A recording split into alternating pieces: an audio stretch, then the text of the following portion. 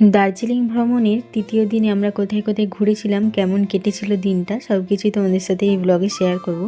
তো সকালটা শুরু হয়েছিল এক কাপ গরম চা হাতে নিয়ে, আর তার সাথে পাহাড়ের সেই মনোরম দৃশ্য দেখে। কিন্তু বেশিক্ষণ আর ব্যালকনিতে দাঁড়াতে পারিনি, তার কারণ এইদিকে চলছিল গোছ গাছ।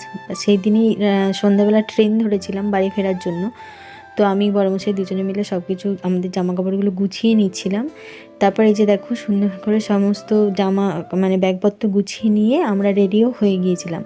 আর তারপরেই আমাদেরকে দিয়ে গিয়েছিল আমাদের সকালের জলখাবারে ছিল গরম গরম লুচি, সাথে ছিল আলুর তরকারি। তো খাওয়া দাওয়া করে পাহাড়কে বিদায় জানিয়ে আমরা চলে আসছিলাম হোমস্টের বাইরে। আর এই যে দেখো, গাড়ির মধ্যে সমস্ত ব্যাগপত্র আমাদের সমস্ত কিছু তোলা হচ্ছিল। তো তারপর গাড়িতে উঠে আমরা যাত্রা শুরু করেছিলাম। সকাল সকাল যাত্রা শুরু করলে কি হবে, এখানে আবারও সেই জ্যাম, পাক্কা 3 ঘন্টা জ্যামে ফেঁসেছিলাম সেই দিন। আমরা হোমস্টে থেকে 9টা সাড়ে 9টার সময় বেরিয়েছিলাম, ওখানে প্রায় 1টা বেজে গিয়েছিল, জ্যামে আটকে গিয়েছিলাম। তো তারপর ওখান থেকে বেরিয়ে আমরা প্রথমেই গিয়েছিলাম লেপচা জগৎ। তো পাইন গাছের বন, আর তার সাথে এত কুয়াশা যে টপ টপ করে জল পড়ছিল, বৃষ্টির মতো বড় বড় ফোঁটা। তো ছাতা নিয়ে গিয়েছিলাম, আর তখন রাই ঘুমিয়েও গিয়েছিল। প্রথমে টিকিট কেটে নিয়েছিলাম পার হেড 20 টাকা করে। তারপর ভেতরে গিয়ে সত্যি এখানে লেপচা জগতে গিয়ে মনে হলো যে সত্যি দার্জিলিং আসা সম্পন্ন হয়েছে। এত সুন্দর দৃশ্য, কি আর বলবো। তারপর ওখানে কিছু ছবি টবি, তো আমরা আবারও গাড়িতে উঠে পড়েছিলাম। তো গাড়িতে করে লেপচা জগৎ থেকে সোজা আমরা গিয়েছিলাম তো সীমানাতে। তো ওখানে গিয়ে দাঁড়িয়েছিলাম। তো ওখানে সবাই ছবি টবি তুলছিল, আমরাও তুলেছিলাম। আর তার সীমানা থেকে কিছুটা দূরেই ইন্দো নেপাল বর্ডার। আর ওখানে অনেক দোকানপাতিও ছিল। তো ওখানে গিয়ে কিছু খাবার খেয়ে নিয়েছিলাম।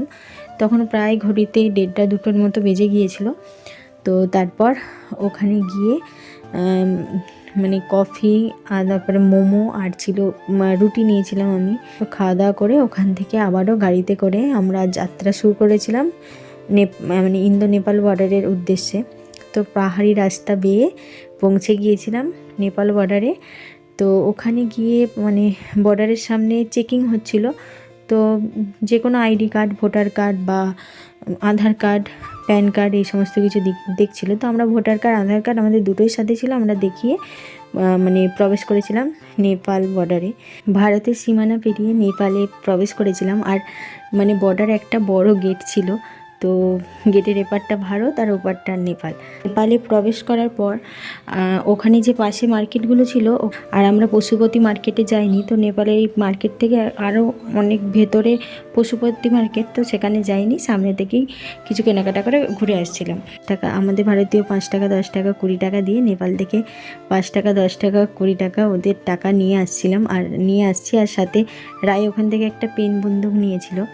তো তারপর ওখান থেকে বেরিয়ে আমরা সোজা চলে গিয়েছিলাম গোপালধারা চা বাগানে।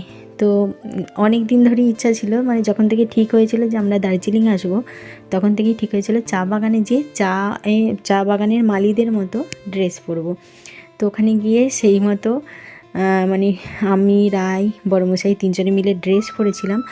আর হচ্ছে যে পার হেড 100 টাকা করে নিয়ে, তো 3 জনে মিলে রেডি হয়ে চলে গিয়েছিলাম চা বাগানের মধ্যে।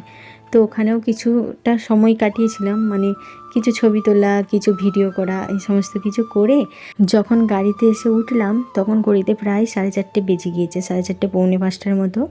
তো আর আমাদের ট্রেন ছিল সন্ধ্যা 7:30টার সময় নিউ জলপাইগুড়ি থেকে।